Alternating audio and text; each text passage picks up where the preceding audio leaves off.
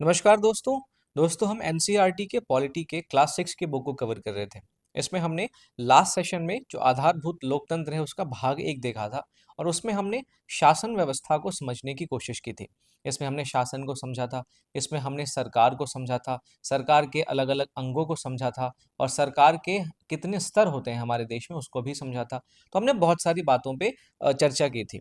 उसमें हमने सरकार का जो स्थानीय स्तर होता है, उस पे भी हमने चर्चा की थी। और आज के सेशन में हम इसी स्थानीय सरकार के बारे में बहुत डिटेल में चर्चा करने वाले हैं और वो भी स्थानीय सरकार जो ग्रामीण क्षेत्रों में होती है, उसके बारे में हम चर्चा करेंगे। इसे हम पंचायती राज संस्थाओं के नाम से जानते हैं।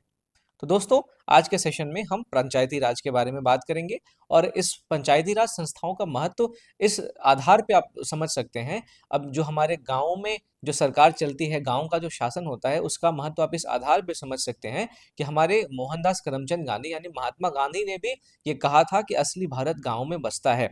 गाँव को स्वायत्त बनाया जाना चाहिए। गाँव को ज़्यादा छूट दी जानी चाहिए ताकि वो अपनी अर्थव्यवस्था को, अपनी सामाजिक व्यवस्था को, अपनी सांस्कृतिक व्यवस्था को खुद के तौर पे जो खुद के स्तर पे उनको सब समाहित कर सके और हमारे देश में जो शासन है, उस शासन में हमारे देश के अंतिम से अंतिम लोगों की भागीदारी सुनिश्चित हो सके। तो आज का ये जो सेशन है, उसमें हम 3 महत्वपूर्ण प्रश्नों के जवाब ढूँढेंगे। सबसे पहले हम देखेंगे कि पंचायती राज संस्थाएँ क्या है, ठीक है? उसके बाद हम समझेंगे उनके कार्य क्या हैं और तीसरा जो सवाल है जिसका जवाब हमें मिलेगा वो ये कि शासन और लोकतंत्र, उसमें ये पंचायती राज संस्थाएँ क्यों महत्वपूर्ण हैं? तो इन 3 संस्थाओं के इन 3 प्रश्नों के मद्देनज़र हमारा आज का ये चर्चा रहने वाला है। आई एम योर दोस्त Rahul Sharma and I welcome you all to Rahul Sharma education. सबसे पहले दोस्तों आप देखेंगे भारत के बारे में, तो भारत आकार में बहुत ही ज़्यादा बड़ा है। हमारे देश में बहुत ज़्यादा विविधता आपको देखने को मिलेगी। हमारे देश में लगभग आपको 6,000 गाँव, 8,000 कस्बे और 4,000 से ज़्यादा नगर मिलते हैं और हमारी जनसंख्या तो लगभग 1.4 अरब पार कर चुकी है और इतनी बड़ी जनसंख्या का 2 तिहाई भाग आपको ग्रामीण क्षेत्रों में रहता हुआ दिखता है। तो इस 2 तिहाई वाले क्षेत्र में जहाँ पे हमारे देश की 2 तिहाई जनसंख्या रहती है, उस क्षेत्र में किस प्रकार का हम शासन चलाते हैं, ये अब जानना हमारे लिए बहुत ज़रूरी हो जाता है और इसी के बारे में आज हम पंचायती राज संस्थाओं के बारे में बात करेंगे। हम बात करेंगे कि ग्रामीण क्षेत्रों में किस तरीके से स्थानीय सरकार काम करती है, ठीक है? तो सबसे पहले यहाँ पे एक उदाहरण के माध्यम से यहाँ पे कुछ समझाया गया। उसमें ये बताया गया है कि हिमालय की तराई में एक छोटा-सा गाँव है लक्ष्मणपुर। इसमें बहुत सारे गाँव हैं और इसमें जो गाँव है उसमें एक 200 घर हैं और उनकी जनसंख्या लगभग आपको 700 देखने को मिलेगी। और ये जो लक्ष्मणपुर गाँव है, इसमें अधिकांश लोग क्या हैं किसान हैं, जो खेती करते हैं और कुछ लोग गाय या बकरियाँ भी पालते हैं। इसके अलावा इस गाँव के कुछ लोग सेना में भी अपनी सेवाएँ दे रहे हैं और यहाँ के जो युवा हैं, वो आजीविका की खोज में नगर भी चले गए हैं। अब यहाँ पे बात की जा रही है इस गाँव की आवश्यकताएँ क्या-क्या है? जैसे हो सकता है यहाँ पे लोग कृषि करते हैं तो इनको खेतों के लिए पानी की ज़रूरत हो, सिंचाई की जो ज़रूरत हो। फिर भारी वर्षा से अब चूँकि ये हिमालयी गाँव है, हिमालय में वर्षा अच्छी खासी होती है। तो अगर भारी वर्षा से मुख्य सड़क अगर खराब हो गई, तो फिर उसका रख-रखाव कौन करेगा? उसकी मरम्मत कौन करवाएगा? तो उसकी मरम्मत की यहाँ पे ज़रूरत है। जो गाँव में प्राथमिक विद्यालय हैं, उनके रख-रखाव की ज़रूरत है। तो आपको ज़ाहिर-सी बात है, यहाँ पे जो भी लोग रह रहे हैं, उनके दैनिक जीवन में जो भी ज़रूरतें हैं, उन ज़रूरतों के लिए क्या वो हमेशा अपने राष्ट्र की राजधानी जाएँगे या अपने राज्य की राजधानी जाएँगे? नहीं जाएँगे। इस गाँव की जो भी समस्याएँ हैं, उस समस्या का निराकरण स्थानीय स्तर पर ही करना चाहेंगे और इसी स्थानीय स्तर पर किसी भी समस्या के समाधान के लिए हमारे देश में पंचायती राज व्यवस्था को एनविशन किया गया है, पंचायती राज व्यवस्था को हमारे देश में लाया गया है। मैं आपको बता दूं कि पंचायती राज व्यवस्था को संवैधानिक दर्जा हमारे देश में 73वें संविधान संशोधन 1992 के माध्यम से दिया गया है। तो ये फैक्ट आप याद रख सकते हैं। चलिए बात करते हैं हम पंचायती राज व्यवस्था के बारे में। तो भारत के हर एक गांव की भांति लक्ष्मणपुर के गांव के लोगों के पास भी आपको एक पंचायत नामक स्थानीय शासन व्यवस्था देखने को मिलती है। इसे ये ग्रामीण परिषद भी कहते हैं। जो पंचायत है, वो शासन को लोगों के समीप लाती है और निर्णय लेने की प्रक्रिया में ग्रामीणों की सक्रिय भागीदारी को संभव बनाती है। इसीलिए तो पंचायती व्यवस्था को पंचायती राज के नाम से भी जानते हैं, जो कि स्वशासन का एक रूप है। यहाँ पे दोस्तों ये समझाने की कोशिश की गई है कि जो पंचायत है, इसका सबसे मुख्य जो काम है वो ये है कि जो भी शासन है, शासन में जो भी निर्णय लिए जाते हैं, इन निर्णय लेने की प्रक्रिया में हमारे देश में जो ग्रामीण लोग रह रहे हैं, उनकी सक्रिय भागीदारी संभव हो, ऐसा पंचायत की पंचायत की महत्वाकांक्षा है। पंचायत को बनाने के पीछे का उद्देश्य ये है कि हमारे ग्रामीण से ग्रामीण लोग जो शासन में निर्णय लिए जाते हैं उसकी प्रक्रिया में भाग लें। ठीक बात है। अब स्थानीय समस्याओं को हल करना हो या फिर विकास कार्यों को आगे बढ़ाना हो या फिर अगर कोई सरकारी योजना उस क्षेत्र में लागू की जाने वाली है, तो उस योजना के लाभ को जो जनसाधारण है हमारे देश का, उस तक पहुँचाने में ये जो पंचायतें हैं, ये बहुत ज़्यादा महत्वपूर्ण भूमिका निभाती है। हमारे देश में आपको पंचायती राज जो व्यवस्था है, वो त्रिस्तरीय देखने को मिलती है। सबसे नीचे गाँव के स्तर पर आपको ग्राम ग्राम के स्तर पर ग्राम परिषद या ग्राम पंचायत देखने को मिलता है। खंड या ब्लॉक के स्तर पे आपको खंड पंचायत या पंचायत समिति या इसको कहीं-कहीं पे मंडल परिषद भी कहते हैं। और सबसे ऊँचे स्तर पे आपको जिला परिषद देखने को मिलेगा जो कि जिला के स्तर पे होता है। तो ये त्रिस्तरीय जो सोपान है हमारे देश में, ये पंचायती राज व्यवस्था का है, इसको आपको ध्यान में रखना है, ठीक है? जैसे इस पिरामिड के टॉप पे सबसे आपको जिला परिषद देखने को मिलेगा, सबसे नीचे आपको ग्राम पंचायत देखने को मिलेगा और इन दोनों के बीच की कड़ी के रूप में आपको पंचायत समिति देखने को मिलती है, ठीक है? तो अब इस चित्र से आप समझ सकते हैं कि हमारे देश में जो पंचायती राज व्यवस्था है, वो 3 स्तरों पर विभाजित है। ग्राम स्तर पर, खंड स्तर पर और जिला स्तर पर, जो कि नीचे से उच्च स्तर तक काम करती है। अब ये जो त्रिस्तरीय प्रणाली है, ये पूरी की पूरी प्रणाली त्रिस्तरीय मिलके एक साथ आप देखेंगे कृषि हो, आवास हो, सड़कों का रख-रखाव हो, शिक्षा हो, स्वास्थ्य हो, सामाजिक कल्याण हो, सांस्कृतिक गतिविधियाँ हो, तो जो भी गाँव के लोगों के जीवन से जुड़े हुए सभी पक्ष हैं, उन सभी पक्षों से जुड़े दायित्वों का निर्वहन ये त्रिस्तरीय प्रणाली करती है, जिसमें गाँव के स्तर पर आपको ग्राम पंचायत, उसके ऊपर पंचायत समिति और उस सबसे ऊपर आपको देखने को मिलेगा जिला परिषद। तो ये आपको 3 त्रिस्तरीय जो व्यवस्था है हमारे देश के अंदर पंचायतों की देखने को मिलती है। तो हम इन तीनों व्यवस्था के बारे में एक-एक करके डिस्कस करेंगे। सबसे पहले हम बात करते हैं ग्राम पंचायत के बारे में। देखिए, ग्राम पंचायत जो है वो ग्रामीण क्षेत्रों में लोग रह रहे हैं, उसके सबसे पास होता है। और इस ग्राम पंचायत के जो सदस्य होते हैं वो ग्राम सभा द्वारा सीधे चुने जाते हैं, ठीक है? और ये जो सदस्य हैं, ग्राम सभा के सदस्य वो कौन होते हैं? वो किसी भी गाँव में मतदाता के रूप में जो नामांकित वयस्कों का समूह होता है, वो ग्राम सभा के सदस्य होते हैं। इसका मतलब ये है कि आपकी उम्र अगर 18 वर्ष या उससे ज़्यादा है और अगर आपने मतदाता सूची में अपना नाम नामांकित करवा लिया है, तो आप ग्राम सभा के सदस्य होते हैं। मान लीजिए ये एक क्षेत्र है, ये एक गाँव है, इस गाँव में टोटल 100 लोग रह रहे हैं, ठीक है? इस 100 लोगों में से अगर 50 लोगों के नाम अगर आपको मतदाता सूची में नामांकित मिलते हैं, तो ये 50 लोग मिलके ग्राम सभा का निर्माण करते हैं। तो मैं उम्मीद करता हूँ आपको ग्राम सभा के सदस्य कौन होते हैं, ये चीज़ समझ में आई होगी। अब ग्राम सभा में आप देखेंगे कि ना केवल स्त्री और पुरुष, बल्कि गाँव के बच्चे भी आपको देखेंगे इसमें पार्टिसिपेट करते हुए दिखते हैं। जितने भी निर्णय लिए जाते हैं, उन पे विचार-विमर्श ये सभी मिल के करते हैं, स्त्री हो, पुरुष हो, बच्चे हों, बड़े हों, बुजुर्ग हों, सब लोग मिल के करते हैं। जो प्रत्येक ग्राम पंचायत है, उसमें एक अध्यक्ष होता है, जिसे हम सरपंच या किसी-किसी जगह पे प्रधान के नाम से जानते हैं। तो प्रत्येक ग्राम पंचायत जो है, अपने अध्यक्ष का चयन खुद करती है और आपको जानने को ये मिलता है कि जो पिछले वर्षों में आपको अधिक से अधिक महिलाएं भी आपको सरपंच बनती हुई दिखती हैं। तो यहाँ पे आप देखेंगे इस इस कहानी में यहाँ पे आपको आदर्श सरपंचों के बारे में बताया गया है, जिसमें 2-3 सरपंचों के बारे में आपको बताया गया। सबसे पहले तो 2017 में महाराष्ट्र के सोलापुर जिले के तरंगफल गांव के एक किन्नर थे, जिनका नाम था दयानेश्वर कांबले। ये जब सरपंच चुने गए, तो फिर इन्होंने ये आदर्श वाक्य अपना बना लिया कि लोक सेवा, ग्राम सेवा, यानी कि गाँव की सेवा ही जनता की सेवा है। और इन्होंने क्या किया, सरपंच बनने के लिए 6 अन्य उम्मीदवारों को हराया। इसका मतलब ये है कि यहाँ पे एक ट्रांसजेंडर पर्सन के द्वारा सरपंच का पद हासिल करना हमारे देश में लोकतंत्र की एक नई छवि को प्रस्तुत करता है। क्योंकि लोकतंत्र में अभी तक हम देखते हैं या हमारे देश में किस तरीके से जो हमारे जेंडर के लोग हैं, तृतीय लिंग के लोग हैं, उनको एक हे दृष्टि से देखा जाता था, उनको दूसरी दृष्टि से देखा जाता था। तो जाहिर-सी बात है कि अगर कोई ट्रांसजेंडर कैटेगरी का पर्सन आपको सरपंच बनता हुआ दिखता है, तो ये एक बहुत बड़ी बात हो जाती है।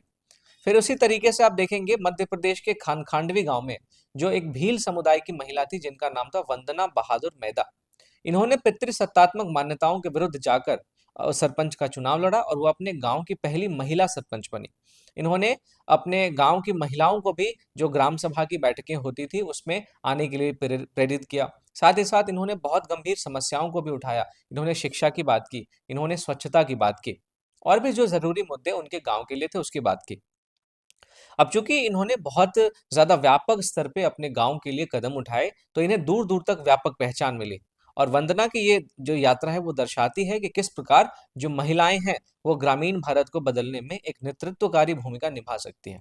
तो वो महिलाएं जिनको केवल घर की चार दीवारी में कैद करने की मान्यता हमारे समाज में थी, अब वो मान्यता बदल चुकी है। अब हम देख रहे हैं कि जो हमारे समाज के ट्रांसजेंडर पर्सन्स हैं, वो भी अब लोकतांत्रिक प्रक्रिया में भागीदारी कर रहे हैं।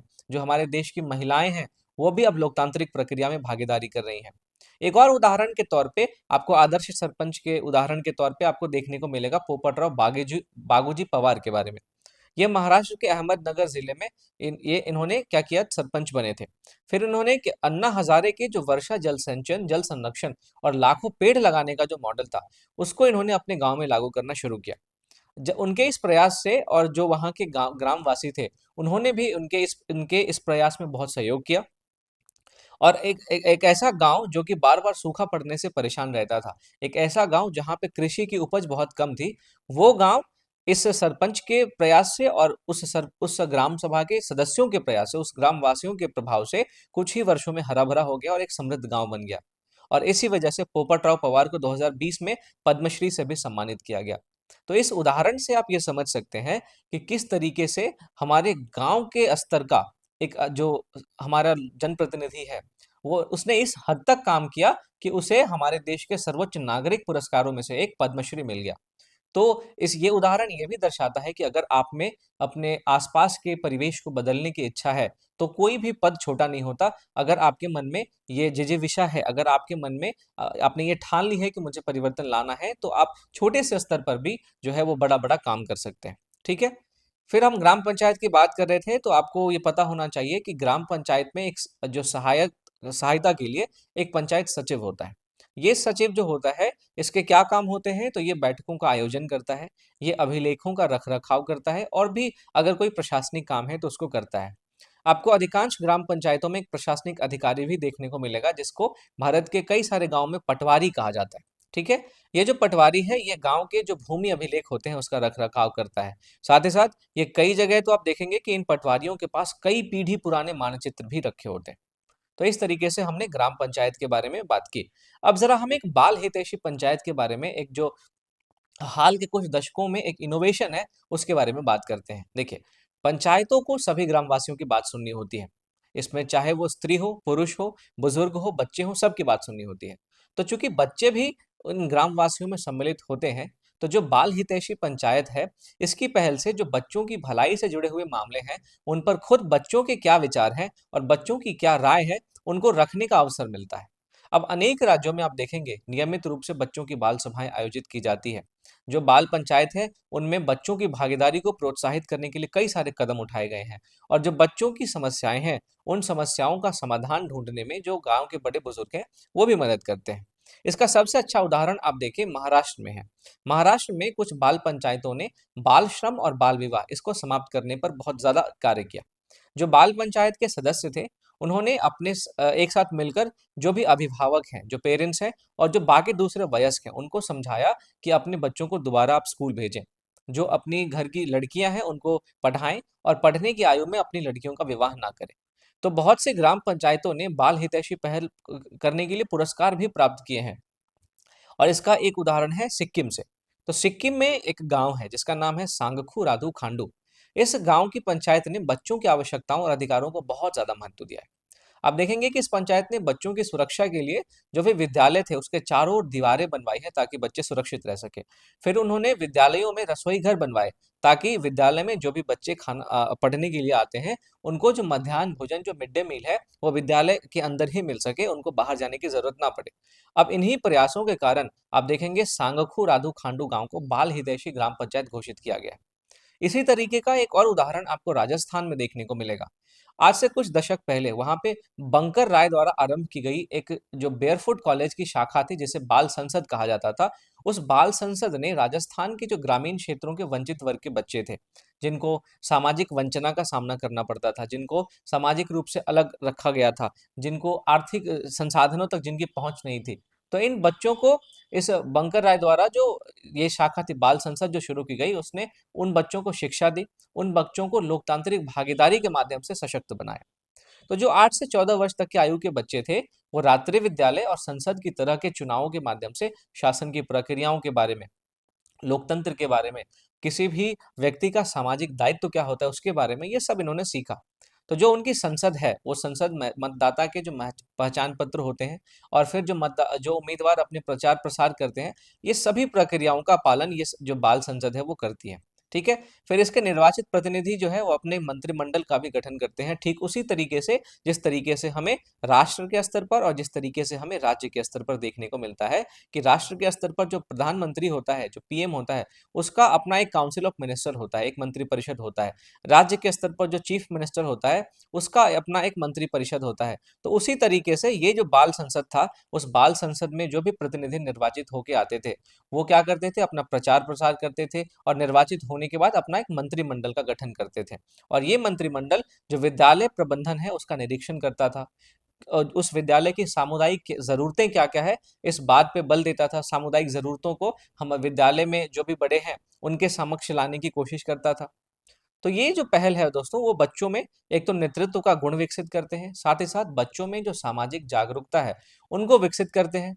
और इससे होता ये है कि ये जो बच्चे हैं, जिनके अंदर कुछ नेतृत्व के गुण आए हैं, जिनके अंदर सामाजिक जागरूकता आई है, ये बच्चे हमारे समाज के मानदंडों को चुनौती देने में समर्थ होते हैं और हमारे समाज में किस तरीके का परिवर्तन होना चाहिए, इस बात को भी ये बच्चे बखूबी समझते हैं और परिवर्तन पे ज़ोर भी देते हैं। तो समाज के विकास के लिए शिक्षा तक पहुंच हो, स्वच्छता हो और सामाजिक समानता हो, इस बात के लिए ये जो बच्चे हैं, ये सक्रिय रूप से हम देखेंगे कि इन समस्याओं को बाल संसद में उठाते हैं।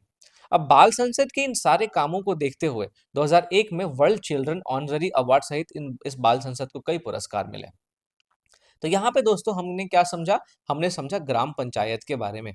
हमने समझा कि किस तरीके से पंचायत के स्तर पर और भी जो संस्थाओं का निर्माण किया गया, जैसे बाल संसद है, इन सब ने स्थानीय स्तर पर जो जनता की लोकतांत्रिक भागीदारी होती है उसको सुनिश्चित करने की कोशिश की है। ठीक है? अब हम आगे बढ़ते हैं। आगे हम जो हमारा स्थानीय सरकार था, स्थानीय सरकार का जो दूसरा स्तर होता है जिसे हम पंचायत समिति कहते हैं और जो तीसरा स्तर होता है जिसे हम जिला परिषद कहते हैं, अब हम इन दोनों के बारे में बात करते हैं। देखिए, जिस तरीके से ग्राम के स्तर पर ग्राम पंचायत था, उसी तरीके से खंड के स्तर पर भी आपको स्थानीय संस्थाएं देखने को मिलती है जिसे हम पंचायत समिति कहते हैं और जिला के स्तर पर जो संस्था होती है उसको जिला परिषद कहते हैं। ठीक बात है? अब ये जो संस्थाएं हैं, इन संस्थाओं के सदस्य कौन चुनता है? तो जो स्थानीय लोग हैं वही चुनते हैं। और इन स्थानीय लोगों में आप देखेंगे उस क्षेत्र के गांव के सरपंच भी शामिल होते हैं और राज्य विधानसभा के जो स्थानीय सदस्य होते हैं वो सदस्य भी हो सकते हैं। इस कहने का मतलब ये है कि जब भी स्थानीय सरकार का चुनाव होता है तो उस चुनाव में ना केवल जो ग्राम पंचायत के सरपंच हैं वो भाग लेते हैं, बल्कि अगर किसी क्षेत्र में पंचायत समिति का चुनाव हो रहा है और इस क्षेत्र से अगर कोई व्यक्ति राज्य के विधानसभा में है, तो वो व्यक्ति भी इस पंचायत समिति के चुनाव में भाग ले सकता है। यहाँ पे ये बताया गया है। तो इस बात से आप अंदाजा लगा सकते हैं कि पंचायत समिति का चुनाव कितना महत्वपूर्ण होता है अगर हमें ग्रास रूट लेवल पे डेमोक्रेसी का संवर्धन करना है, लोकतंत्र को बढ़ाना है, जो हमारे देश के ग्रामीण लोग हैं उनकी भागीदारी सुनिश्चित करनी है। अगर हम पंचायत समिति के बारे में बात करें दोस्तों, तो अलग अलग राज्यों में आपको इनका अलग अलग प्रकार का गठन देखने को मिलता है, लेकिन स्थानीय जनता की भागीदारी जो है उसको मजबूत करने की जो उनकी भूमिका है वो सभी राज्यों में समान होती है। कहने का मतलब चाहे आप बिहार की बात कर लें, चाहे आप मध्य प्रदेश की बात कर लें, चाहे आप उत्तर प्रदेश की बात कर लें, हो सकता है इन तीनों राज्यों में जो पंचायत समिति का गठन है उसका प्रकार अलग हो, लेकिन इन तीनों राज्यों में जिस तरीके से पंचायत समिति की जो भूमिका होती है कि स्थानीय स्तर पर लोग मजबूत भागीदारी करें, जो शासन के निर्णय हैं उन निर्णयों में जो स्थानीय लोग हैं उनकी भागीदारी सुनिश्चित हो, ये जो भूमिका है पंचायत समिति की, ये भूमिका सभी राज्यों में आपको एक समान देखने को मिलती है। ये सभी जो ग्राम पंचायतों की विकास योजनाएं एकत्रित करते हैं। इसका मतलब जो पंचायत समिति होती है वो पंचायत समिति ग्राम पंचायतों की विकास योजनाओं को एकत्रित करती है और उसको जिला के स्तर पर प्रस्तुत करती है या राज्य के स्तर पर प्रस्तुत करती है। इसका मतलब अगर किसी छोटे से पंचायत के अंदर या कई गांवों के समूह के अंदर आप देखेंगे किसी ब्लॉक में जो भी विकास की योजनाएं चलानी है, उस विकास की योजना के बारे में ये पंचायत समिति ऊपर जिला स्तर पर सूचना पहुंचाती है। फिर जिला स्तर पर एक परियोजना बनेगी या फिर ये जो जिला स्तर है यहाँ से राज्य के स्तर पर ये बात पहुंचाई जाएगी कि हमें इस प्रखंड में, इस ब्लॉक में हमें इस योजना को चलाना है, क्योंकि इस योजना की वजह से यहाँ के जो लोग हैं उनका उद्धार संभव हो पाएगा। तो ये जो है पंचायत समिति वो ग्राम पंचायतों की इन्हीं विकास योजनाओं को एकत्रित करती है और आगे बढ़ाती है। अब ये जो समिति है दोस्तों, ये विकासात्मक कार्यों हो गया या फिर और ग्रामीण इलाकों में जो बारहमासी सड़कों के निर्माण है, इन सबको बढ़ावा देने के लिए जो प्रधानमंत्री ग्राम सड़क योजना जैसी सरकारी योजना है, इन योजनाओं के लिए जो भी धनराशि का आवंटन होता है, उसकी उसमें भी इसकी एक महत्वपूर्ण भूमिका होती है। ठीक बात है। तो पंचायत समिति का रोल कितना महत्वपूर्ण है, वो आप इस बात से अंदाजा लगा सकते हैं कि ये जो पंचायत है, ये पंचायत समिति गांव की बातें ऊपर राज्य तक पहुंचाती है कि किस छोटे से छोटे गांव में क्या जरूरत है, ये बात जिला स्तर पर और राज्य स्तर पर पहुंचाने का काम करती है।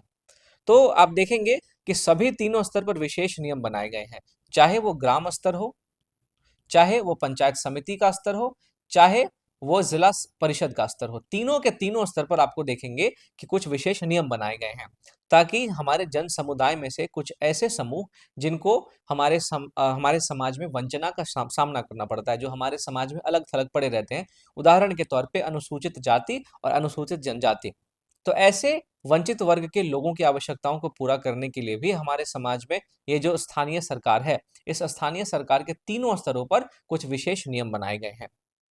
तभी जाके आप देखेंगे कि जो एससी एसटी समुदाय के लोग हैं, उनकी जरूरतों को पूरा किया जा सकेगा। साथ ही साथ आपको इन तीनों स्तरों पर इन संस्थाओं में 1/3 जो सीट है, वो महिलाओं के लिए आरक्षित रखी हुई दिखती है। तो इस तरीके से दोस्तों हमने देखा कि हमारे देश में जो स्थानीय सरकार है, वो स्थानीय सरकार 3 स्तरों पर काम करती है। सबसे पहले ग्राम पंचायत सबसे निचले स्तर पे होता है, गाँव के स्तर पे। उसके ऊपर ब्लॉक के स्तर पे आपको पंचायत समिति देखने को मिलेगा। फिर पंचायत समिति जो है, उसके ऊपर आपको जिला के स्तर पे जिला परिषद देखने को मिलता है। तो ये त्रिस्तरीय जो स्थानीय सरकार की व्यवस्था है, हमारे देश में देखने को मिलती है। और ये तीनों की तीनों संस्थाएं इस बात को सुनिश्चित करती है कि जो शासन के निर्णय लेने की प्रक्रिया है, जिस तरीके से हमारे देश में शासन चलाया जाता है, उस शासन में हमारे देश के ग्रामीण लोगों की भागीदारी सुनिश्चित हो। ठीक बात है। तो इस तरीके से हमने ये देखा दोस्तों कि जो हमारे जो समाज के स्थानीय सरकार के 3 स्तर हैं, इन तीनों स्तर में कुछ विशेष वर्गों के लिए भी कुछ विशेष व्यवस्था की गई है। जो 1/3 सीटें हैं, वो 1/3 सीटों को महिलाओं के लिए आरक्षित किया गया है, ताकि हमारे समाज में जो महिलाएं अभी तक सामाजिक हाशिए पे रही हैं, उन महिलाओं को हमारे समाज की मुख्य धारा में शामिल किया जाए, उनमें नेतृत्व की भावना विकसित की जाए। क्योंकि जो महिलाएं हैं, वो भी हमारे देश की आधी जनसंख्या है। तो अगर हम अपने देश की आधी जनसंख्या को पीछे छोड़ देंगे, तो हमारे देश का विकास नहीं हो पाएगा। तो जाहिर सी बात है, इस आधी जनसंख्या को भी बाकी आधी जनसंख्या के समक्ष लाना पड़ेगा, उनको एक समान स्तर पे लाना पड़ेगा। तो हमारे देश में देखिए, जो अलग-अलग विभिन्न राज्यों में पंचायती राज संस्थाएं हैं, और जो गठन और उनका जो गठन होता है, उनका जो कार्य होता है, उसमें आपको विविधता देखने को मिल सकती है। अब ऐसा इसलिए होता है क्योंकि ये जो संस्थाएं हैं, इन पर राज्यों का अधिकार होता है। कहने का मतलब ये कि जब संविधान के हम 7वीं अनुसूची की बात करते हैं, तो इस 7वीं अनुसूची में आपको 3 सूचियां देखने को मिलती है। इन 3 सूचियों में आपको एक सूची राज्य सूची देखने को मिलती है। तो राज्य सूची में जो भी विषय होते हैं, उनपे राज्यों का विशेष अधिकार होता है। इन विषयों पे कानून बनाने का अधिकार राज्यों के पास ही होता है। तो ये जो पंचायती राज संस्थाएं हैं, इन संस्थाओं पर भी राज्यों का अधिकार है। इसलिए अलग-अलग राज्यों में किस प्रकार की पंचायती राज संस्थाओं के काम होंगे, किस प्रकार इनका गठन होगा, इसमें आपको विविधता देखने को मिलती है। ठीक बात है। लेकिन आप एक चीज गौर कीजिएगा, अलग-अलग राज्यों में भले ही उनके गठन में, उनके कार्यों में विविधता हो, लेकिन प्रत्येक राज्य में इन पंचायती राज संस्थाओं का जो लक्ष्य है, वो एक समान है। और वो लक्ष्य क्या है कि ग्राम वासियों को अपने गांवों और अपने स्थानीय क्षेत्रों में जो भी शासन के प्रबंधन चल रहे हैं, जो भी विकास के काम चल रहे हैं, उसमें सक्रिय रूप से भाग लेने में सक्षम बनाना। ये पंचायती राज संस्थाओं का उद्देश्य है, और ये उद्देश्य सभी राज्यों में समान है, रिगार्डलेस कि उनके गठन अलग-अलग हैं। ठीक बात है। अब शासन के बारे में यहाँ पे एक इंपॉर्टेंट इंफॉर्मेशन दिया गया है। इसमें यह बताया गया है कि अर्थशास्त्र, जो कि एक प्राचीन ग्रंथ है और जो आज से 2300 साल पहले कौटिल्य, जिसको हम चाणक्य के नाम से भी जानते हैं, उनके द्वारा लिखा गया था। अब इस ग्रंथ में बहुत सारे विषय हैं। उसमें उन विषयों में आप देखेंगे राज्य का गठन किस तरीके से होना चाहिए, राज्य का संचालन किस तरीके से होना चाहिए, राज्य की अर्थव्यवस्था कैसे समृद्ध हो सकती है, जो शासक होता है उसके क्या कर्तव्य हैं, किस प्रकार से युद्ध किए जाएं, इस सब के बारे में बहुत विस्तार से बताया गया है। तो कौटिल्य ने यह समझाया है कि किस प्रकार गांव से लेकर प्रादेशिक राजधानी तक एक पूरा का पूरा प्रशासनिक ढांचा बनाया जा सकता है। अब यहाँ पे ये जो इन्फॉर्मेशन है, वो इसलिए इंपॉर्टेंट है ताकि आपको मैं यहाँ पे ये बता समझा सकूं, या आपके शिक्षक आपको ये समझा सके कि जो स्थानीय सरकार की बात करते हैं, ये स्थानीय सरकार की बात कोई नई बात नहीं है। हम प्राचीन समय से ही इन स्थानीय स्तर पर सरकारों का गठन करते आ रहे हैं और स्थानीय सरकार का गठन की जो बात है, ये हमें कौटिल्य के अर्थशास्त्र में भी मिलती है, जो कि आज से 2300 साल पुराना है। तो ज़ाहिर-सी बात है, ये जो स्थानीय सरकार की संकल्पना है, कोई नई संकल्पना नहीं है और ये एक महत्वपूर्ण संकल्पना है, तभी तो हमारे पुराने राजाओं ने भी इस संकल्पना को स्वीकार किया और स्थानीय स्तर पर कुछ प्रबंध करने की कोशिश की। स्थानीय स्तर पर लोगों की भागीदारी को सुनिश्चित करने की कोशिश की। तो ये हमारा आज का सेशन था और यहाँ पे हमने जो ग्राम के स्तर पर, जो गाँव के स्तर पर स्थानीय सरकार होती है, उसके जो 3 स्तर होते हैं, वो किस तरीके से काम करते हैं, ग्राम सभा में कौन-कौन शामिल होता है, गाँव के अलावा जो पंचायत समिति होती है, वे किस तरीके से ये समिति गाँव और ज़िला इन दोनों के बीच में एक कड़ी का काम करती है, हमने ये समझा और भी बहुत सारी बातें समझी। तो जाने से पहले दोस्तों, अगर आपको ये वीडियो पसंद आई हो, तो आप वीडियो को लाइक ज़रूर करें। अगर आपने चैनल को सब्सक्राइब नहीं किया है, तो सब्सक्राइब ज़रूर करें और जाने से पहले अपने दोस्तों को शेयर ज़रूर करें ताकि आपकी तरह वो भी इस वीडियो का फ़ायदा उठा सकें। मिलता हूँ अगले चैप्टर में, तब तक के लिए थैंक यू फॉर वॉचिंग।